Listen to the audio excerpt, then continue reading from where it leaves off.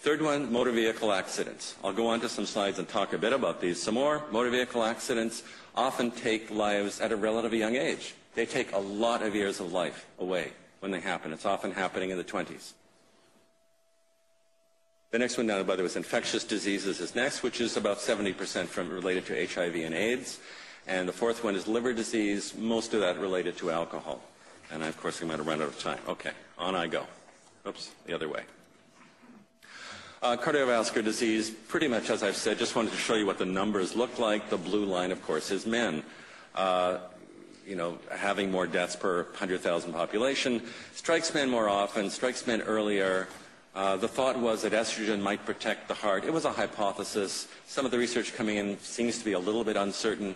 That may be a biological factor helping to account for it. But there are other factors that do seem to have a role there. Nutritional differences. Men with high sodium, low fruit and vegetable intake, not taking that seriously as something that might actually save their lives, tending to be more likely to be overweight, and the anger management that I talked about, resulting in men just having this higher death rate and losing a lot of years of life from things that, to a large extent, not fully, but to a fairly large extent, are preventable by living smarter. Suicide. Again, I've talked about that. The blue line is men. These differences are huge. These aren't subtle differences or things you want to test statistically. You don't want to test this at all. These are massive differences in suicide, and it really should be a major focus of research. We really need to understand why men kill themselves, why they use more lethal methods, why they're more impulsive in their behavior. What role does alcohol play in that? And for me, alcohol runs through some of these issues as a kind of a wild card.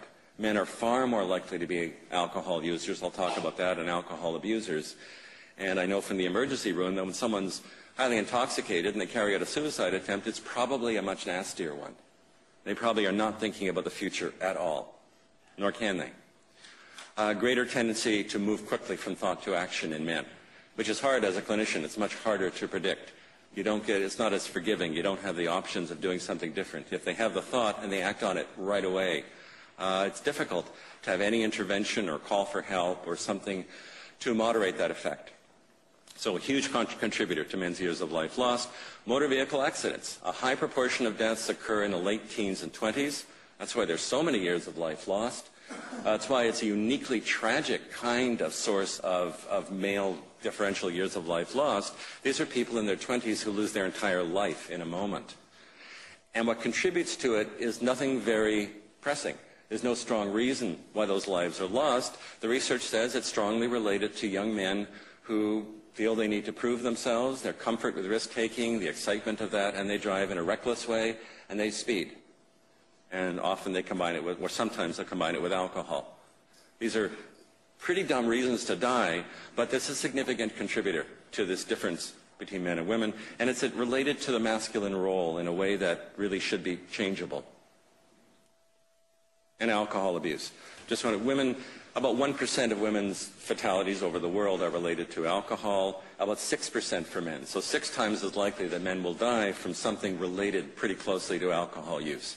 So alcohol has a huge impact on men compared to women, and I believe it interacts with some of those other sources of death we talked about, motor vehicle accidents, suicide, and so forth.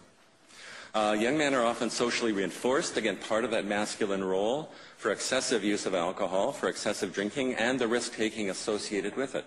You really shouldn't have a social structure that reinforces people for doing something which is extraordinarily dangerous, and of course doesn't just affect the young person who dies, let's say, in a motor vehicle accident, but ripples outward to affect entire families and communities. The same thing, of course, is true for suicide. It doesn't affect one person. It's like dropping a rock into a still lake. It affects everyone. Something wrong with a society that would in any way reinforce that kind of behavior, and ways to change those messages, the social norms, the social pressures, really should be an important part of healthcare for men and healthcare research. Recommendations. First of all, in terms of research, how can we enhance men's health protective behaviors? It's a term used in some of the health promotion research. It's a good term. Health protective behaviors, things you do to protect your own health. Men have a much lower tendency to be health protective. What can we do to change that attitude, to change those behaviors, to change the way men think about themselves and their own responsibility to their own health, to themselves and to their families, I suppose.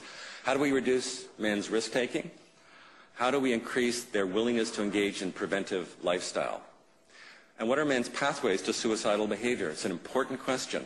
Why is the rate highest for middle-aged men now? What's happening in our society? What does that mean? Things we don't know a lot about, and we should know a lot about. I was yesterday, CBC did a little radio interview about the report, and someone called in with a question, and she said, these things are socially constructed. You can't change them. And my view is that anything that's socially constructed can be socially reconstructed. Any behavior, risk-taking, not taking care of your health, that in some way is reinforced through your socialized role is something society can actually modify. And the thing I want to just remember is how successful we've been with smoking. It's a wonderful story of actually setting out to change a behavior through social norms, using all of the levers we had at our control, doing it intelligently. Huge benefit to men.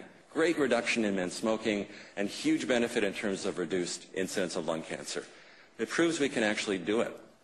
Clinical practice. Clinicians need to be trained to have a greater focus on men's health issues, especially in primary care, family docs.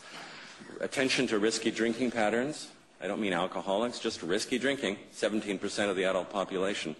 Suicidal ideation, issues of nutrition need to be looked at, especially in men. These things called decision aids that support men in making decisions that are complex, PSA screening, prostate cancer options. These are very complex decisions. People need help and tools for making those decisions more effectively. And other ways to engage men in health protective behaviors, like self-management materials around lifestyle, helping people to make those kind of changes to make it easier. And government-level policy, how resources are allocated, what the priorities are for government practices and research funding, male-friendly healthcare services. Maybe men's health clinics is one of the ways to go. We certainly need to explore what role that might take in increasing men's participation in healthcare protection. Prevention programs to address suicide, alcohol abuse, risky driving, youths and young men should really be a focus. Health promotion activities in general with regard to older men in terms of nutrition, exercise, and self-care. Again, taking self-care seriously. Finally, the aims, as far as are to engage men more fully in the healthcare system, where that's appropriate, where that would really be beneficial. To respond to men's health needs, healthcare needs more appropriately, and I think we're beginning to learn about how to do that. And maybe someday achieve equality of life expectancy between men and women. I think it's a goal we might aim towards, and we might even reach it. Thank you.